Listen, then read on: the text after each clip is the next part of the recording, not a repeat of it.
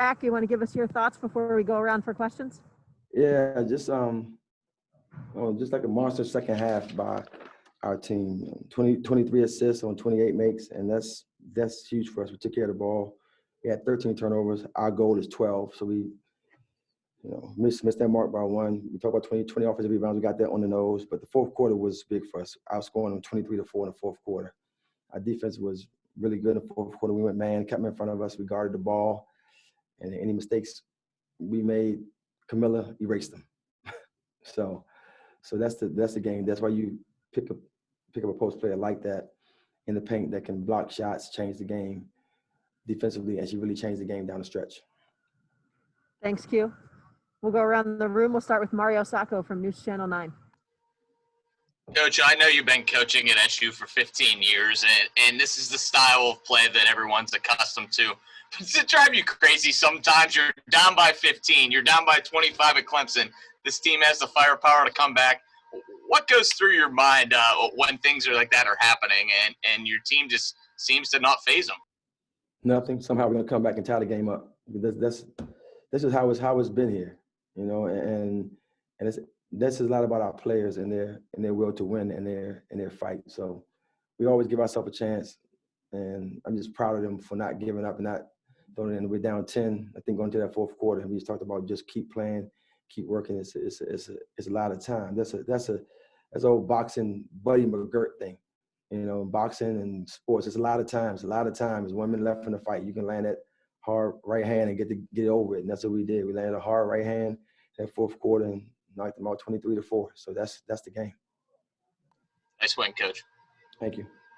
Thanks, Q. Next, we'll go to Josh St. Croix from the Watertown Daily Times. Hey, Coach. You just kind of touched on it, but 23-4 in the fourth quarter. What were the biggest differences down the stretch for you, and how are you guys able to dominate down the stretch like that? Well, we guarded the ball. I thought that was big. We really sat down and guarded the ball in the half court. We kept everything in front of us. We went full court man. We played man pretty much the whole fourth quarter.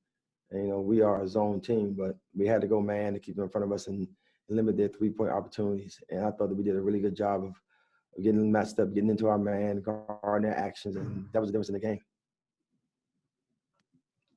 Thanks, Q. Next, we'll go to John Johnson from Spectrum News.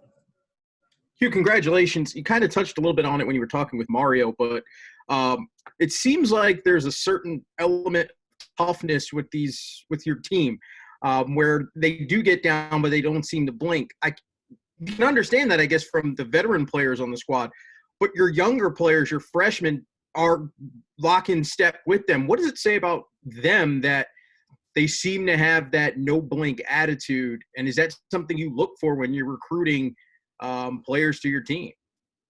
Well, they're very talented. So first of all, they have the ability to do what we ask them to do. I think that's big. And Priscilla, really tough player. When I recruit her, I remember going to watch her play, and she'd get hurt the game before. And I'm thinking she's not going to play, and we think about just going home because we're done with the tournament, come back and she's playing. So she has a certain level of toughness. Priscilla just keeps playing. She plays hard. She does the best she can every possession. And Camilla just isn't a racer. She can stand back there, and she's really athletic. I mean, you have a player that's blocking shots and retrieving the shot that she blocked. This is an athletic player, and she's really, really big for us. I'm just really happy for her and what she's doing. Congrats, Coach. Thank you. Thanks, Q. Next, we'll go to Thomas Schultz from the Daily Orange. Hey, Coach, obviously your freshman came up big today, but how do you think this game goes if you don't have a couple of veteran guards back there? We lose, period. Because Tiana and Kiki really, really did a great job down the stretch. And this is one of Tiana's better games. She had 19 points and 11 assists, and she had 4 turnovers. But she's almost north of 3-to-1 on her ratio. And I thought that she did a really good job of just handling the ball down the stretch. And then the luxury of being able to have Kiki to move her to the point and move Tiana off the ball and start to play in the slot with arguably our best driver and ball handler in the slot, playing one-on-one with the forward. It was just a really good matchup on us on ball reversal, and we took advantage of that. Thanks, Coach. Next, we'll go to Patrick Gunn from 247 Sports. Hey, Coach, another fantastic win. You mentioned earlier how much Cardoso helped you down low, especially with you going to man. I mean, she was a block and 3 rebounds away from a triple-double. What did you see from her on defense today? We just talked to her about staying home, and stop chasing things out the lane. Help her cross, not up. Make sure let them come to you because you can still block the shot. And she did a really good job that fourth quarter and the second half of just staying home and not chasing things out the paint. And that's huge for us. Anytime she can do that, we're gonna have a chance to win a lot of games. Thanks, Q. Next, we'll go to Mike Curtis from Syracuse.com. Thank you. Congrats on the win. Are you able to hear me? Yeah, I can hear you, buddy. Okay, cool. It seems like when Tiana is really engaged and focused on shooting, you guys are a completely different team. Today she had 5 3-pointers. A lot of them came from the top of the key. What does that do for your team when she's totally focused on scoring?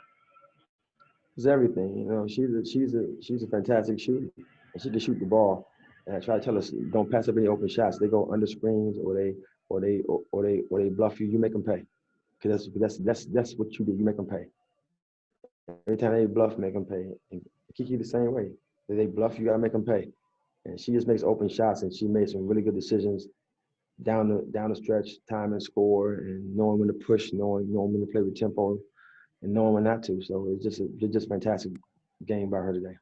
Thanks, Coach. For our last question, we'll go to Roshan Fernandez from the Daily Orange. Thank you. So in the first half, I think you guys missed maybe 12, 13 consecutive 3-pointers. And then obviously in the third and fourth quarter, you guys come to life. The shots just seem to be falling.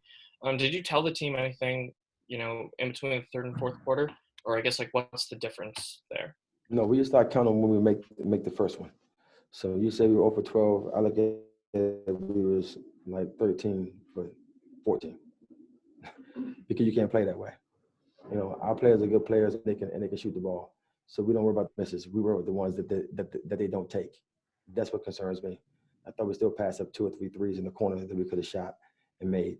So we don't worry about the misses. We just start talking about stop passing up shots, keep shooting it because we can shoot the ball. Thanks very much. We wish you the best at Georgia Tech, and we'll see you back here next Thursday.